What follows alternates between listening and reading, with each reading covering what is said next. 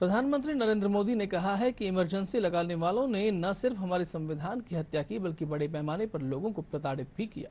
प्रधानमंत्री नरेंद्र मोदी ने आज आकाशवाणी पर मन की बात कार्यक्रम के माध्यम से देशवासियों को संबोधित किया। मन की बात कार्यक्रम की 123वीं कड़ी में प्रधानमंत्री ने अंतर्राष्ट्रीय योग दिवस, धार्मिक यात्राओं, सामाजिक सुरक्षा योजनाओं एवं आपातकाल को लेकर देशवासियों से विचार साझा किए। उन्होंने कहा कि आज देश भर में अधिक से अधिक लोग अपने दैनिक जीवन में योग को अपना रहे हैं।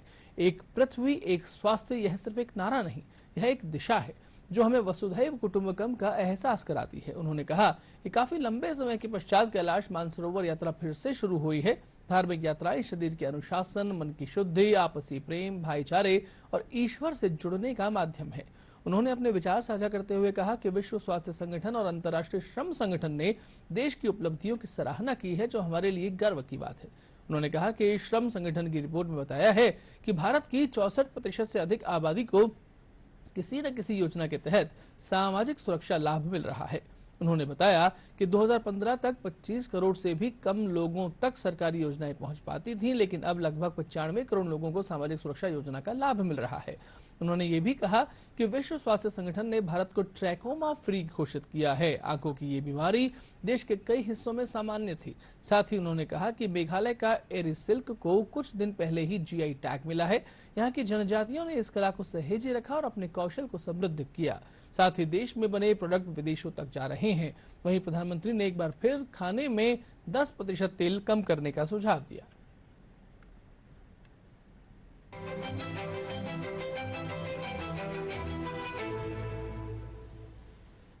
मेरे प्यारे देशवासियों, नमस्कार। मन की बात में आप सबका स्वागत है, अभिनंदन है।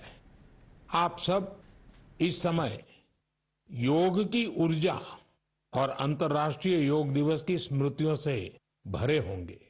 इस बार भी 21 जून को देश दुनिया के करोड़ों लोगों ने अंतर्राष्ट्रीय योग दिवस में हिस्सा लिया।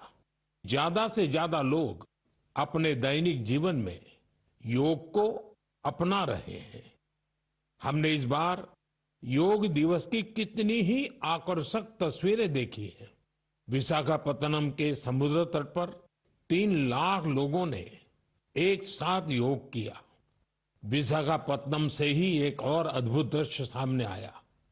2000 से ज्यादा आदिवासी छात्रों ने 108 मिनट तक 108 सूर्य नमस्कार किए। सोचिए कितना अनुशासन, कितना समर्पण रहा होगा। हमारे नौसेना के जहाजों पर भी योग की भव्य झलक दिखी। मेरे प्यारे देशवासियों, जब कोई तीर्थ यात्रा पर निकलता है तो एक ही भाव सबसे पहले मन में आता है, चलो बुलावा आया है। यही भाव हमारे धार्मिक यात्राओं की आत्मा है।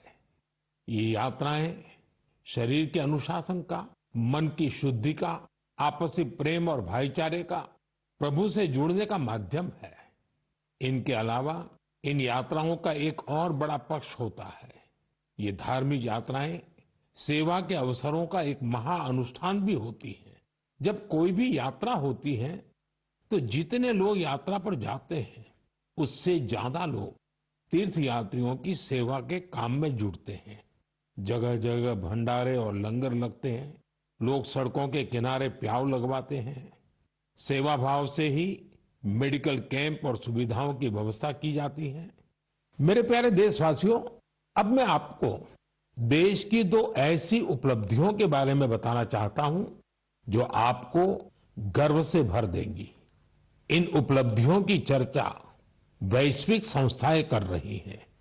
WHO यानी विश्व स्वास्थ्य संगठन और ILO यानी इंटरनेशनल लेबर ऑर्गेनाइजेशन ने देश की इन उपलब्धियों की भरपूर सराहना की है।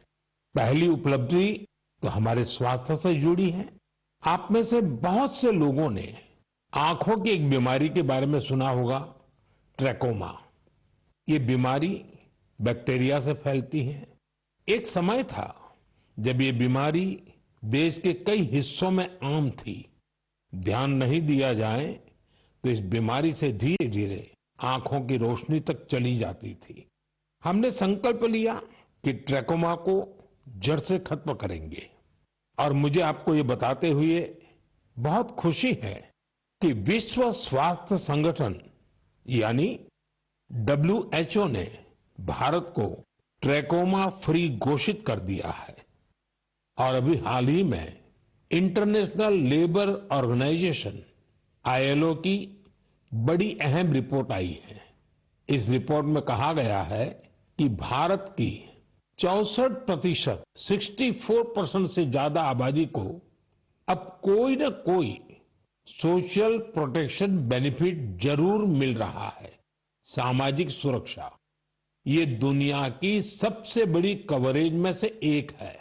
आज देश के लगभग 95 करोड़ 95 करोड़ लोग किसी ना किसी सोशल सिक्योरिटी योजना का लाभ पा रहे हैं। मेरे प्यारे देशवासियों, जन भागीदारी की शक्ति से बड़े बड़े संकटों का मुकाबला किया जा सकता है।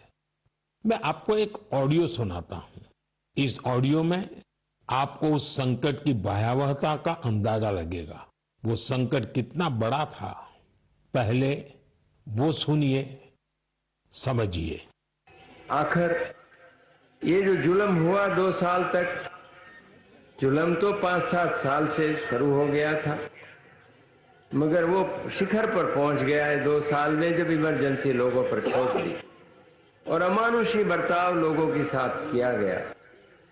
लोगों के स्वतंत्रता के हक छीन लिए गए, अखबारों को कोई स्वतंत्रता न रही, न्यायालय बिल्कुल निर्बल बना दिए गए और जिस ढंग से 1 लाख से ज्यादा लोगों को जेल में बंद कर दिए और फिर अपने मनमानी राज की ओर से होती रही, उसकी मिसाल दुनिया के इतिहास में भी मिलना मुश्किल है। साथियों, ये आवाज देश के पूर्व प्रधानमंत्री श्रीमान मोरारजी भाई देसाई की है। उन्होंने संक्षेप में लेकिन बहुत ही स्पष्ट तरीके से इमरजेंसी के बारे में बताया। आप कल्पना कर सकते हैं वो दौर कैसा था। इमरजेंसी लगाने वालों ने ना सिर्फ हमारे संविधान की हत्या की, बल्कि उनका इरादा न्यायपालिका को भी अपना गुलाम बनाए रखने का था। इस दौरान लोगों को बड़े पैमाने पर प्रताड़ित किया गया था। इसके ऐसे अनेक उदाहरण हैं जिन्हें कभी भी भुलाया नहीं जा सकता।